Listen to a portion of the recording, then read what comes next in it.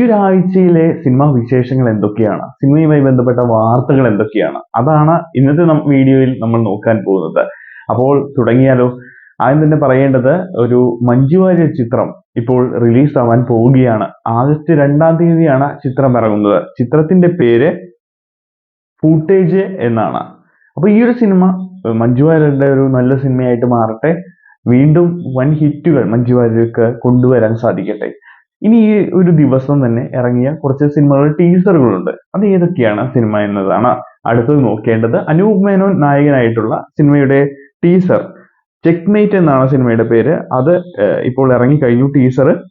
അതുപോലെ തന്നെ നമ്മുടെ വിഷ്ണു ഉണ്ണികൃഷ്ണൻ നായകനായിട്ടുള്ള ഇടിയൻ ചന്തു സിനിമയുടെ ടീസർ ഇപ്പോൾ പുറത്തു വന്നിട്ടുണ്ട്.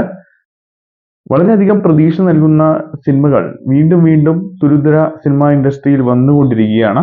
അപ്പോൾ നല്ല പ്രതീക്ഷയാണ് ഇപ്പോൾ എല്ലാവർക്കും ഉള്ളത്. തിയേറ്ററുകളിൽ തൃശ്ശൂർ പൂരം സൃഷ്ടിക്കുന്നത് വിജയുടെ ഒരു രീതിയാണ്. മിക്ക സിനിമകളും ഫസ്റ്റ് ഡേ നല്ല രീതിയിൽ കളക്ഷൻ കൊയ്യാൻ ഈ താരത്തിന് സാധിക്കാറുണ്ട്. അതുകൊണ്ട് തന്നെ ആരായിരിക്കും അടുത്ത സിനിമ മലയാള നാടുകളിൽ വിതരണം ചെയ്യുക എന്ന ചോദ്യം പ്രസക്തമാണ്. എന്തായാലും അടുത്ത സിനിമയായിട്ട് വിജയുടെ വരാൻ പോകുന്നത് greatest of the all time ആണ്. അപ്പൊ ഗോട്ട് എന്ന് പറയുന്ന ഈ സിനിമ വിതരണം ചെയ്യുന്നത് നമ്മുടെ ഗോകുലം മൂവീസ് തന്നെയാണ്. അപ്പോ വളരെ പ്രതീക്ഷയാണ് നമുക്കുള്ളത്. ഗോകുലം ഗോപാലിന്റെ ശ്രീ ഗോകുലം മൂവീസ് ആ സിനിമ നമ്മുടെ മുമ്പിലേക്ക് എത്തിക്കും. ഇനി സൂര്യയുടെ 44-ാമത്തെ ചിത്രം, കാർത്തിക് സുബരാജ് ആണ് ചിത്രം സംവിധാനം ചെയ്യുന്നത്. ഇതിൽ ജോർജ് ജോർജ് ഒരു വേഷം ചെയ്യുന്നുണ്ട്. അതിന്റെ ഷൂട്ടിങ്ങും കാര്യങ്ങളൊക്കെ തുടർന്നുകൊണ്ടിരിക്കുകയാണ്. ഇന്ത്യൻ 2, എത്ര സമയമാണ് ഇന്ത്യൻ 2വിന്റെ റിലീസ് റൺ ടൈം എന്ന് ചോദിച്ചു കഴിഞ്ഞാൽ ഏകദേശം 3 മണിക്കൂറാണ് ചിത്രത്തിന്റെ റൺ ടൈം വരുന്നത്. 12-ാം തീയതി, ഇനി അധികം ദിവസമില്ല, 4 ദിവസം കൂടി കഴിഞ്ഞു കഴിഞ്ഞാൽ അടുത്ത ആഴ്ച ഈ സിനിമ പുറത്തു വരാൻ പോവുകയാണ്. ഇനി OTT റിലീസാണ്. ആഗസ്റ്റ് മാസത്തിൽ ടർബോയും, മമ്മൂട്ടിയുടെ ടർബോ, അത് റിലീസിന് ഒരുങ്ങുകയാണ്. OTTയിൽ ടർബോയ്ക്ക് എന്ത് അഭിപ്രായമാണ് വരാൻ പോകുന്നതെന്ന് കാത്തിരുന്ന് തന്നെ കാണണം. അപ്പോൾ ആഗസ്റ്റിൽ ടർബോയും സെപ്റ്റംബറിൽ തലവനും റിലീസ് ആവാൻ പോവുകയാണ്. പ്രേക്ഷകർ ആഗ്രഹിച്ച ഒരു ഉത്തരമാണിത്. എന്തായാലും എപ്പോഴാണ് ഈ സിനിമകളൊക്കെ കാണാൻ കഴിയുക എന്ന് തിയേറ്ററിൽ കാണാൻ കഴിയാത്തവർക്കും ഇനിയും കാണണമെന്ന് ആഗ്രഹിക്കുന്നവർക്കും ഒരു ഉത്തരമാണ് ഇപ്പോൾ നൽകിയിരിക്കുന്നത്. മലയാളത്തിൽ ഇപ്പോൾ ഏത് സിനിമ ഇറങ്ങിയാലും ഹിറ്റുകൾ മാത്രം സൃഷ്ടിക്കുന്ന ഒരു താരമുണ്ട്. ബേസിൽ ജോസഫിനെ കുറിച്ചാണ് പറയുന്നത്.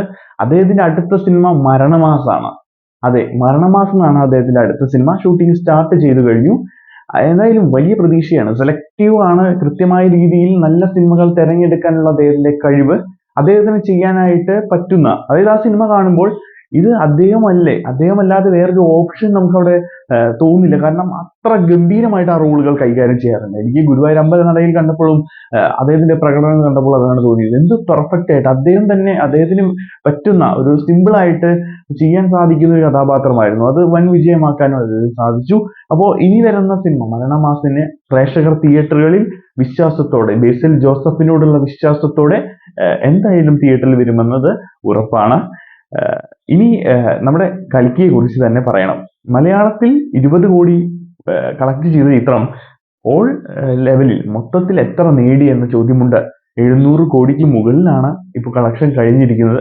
എന്തായാലും 1000 കോടി കടക്കും. മിക്കവാറും ഇന്ത്യൻ സിനിമയിൽ ഏറ്റവും കൂടുതൽ കളക്ഷൻ വരുന്ന ചിത്രമായി കൽക്കി മാറാൻ സാധ്യതയുണ്ട്.